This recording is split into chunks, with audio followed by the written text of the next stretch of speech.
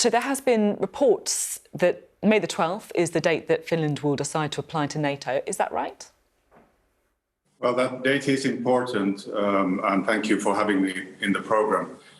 The President of Finland has said that by the May 12th he will make his opinion public.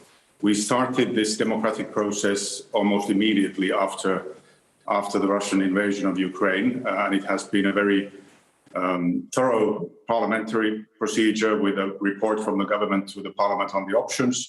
And indeed, applying for NATO membership is one of the options. So on the 12th, things are moving. They have been moving, of course, already before that, with various political parties stating their opinions, and indeed MPs. We have 200 members of parliament coming out to the public and saying openly what they think about it. You've obviously never felt the need to apply to join NATO before. What's changed?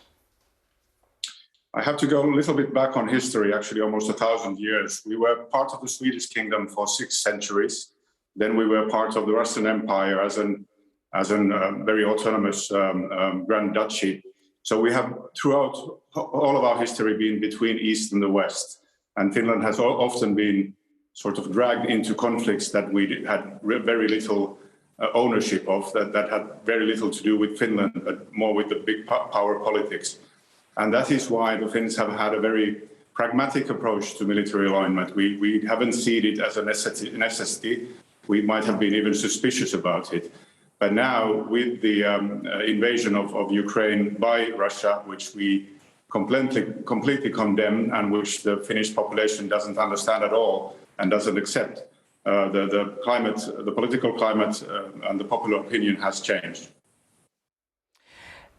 This week, your foreign ministry has said a Russian army helicopter violated Finland's airspace. How concerned are you about aggression from Russia?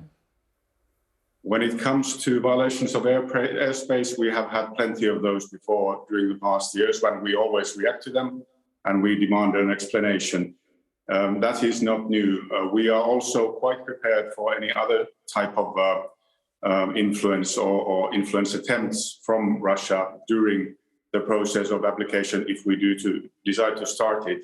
We have invested in our preparedness, and I don't mean only defense, but the sort of whole of society approach, comprehensive security, for decades. And I think we are quite well prepared for different types of influence, including cyber, hybrid, or indeed violations of our territory.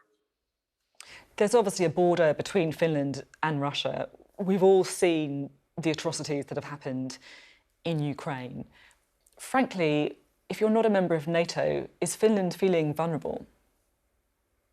I wouldn't say vulnerable is the word. We are concerned. We are very concerned for the security structure of Europe that we have built our security around.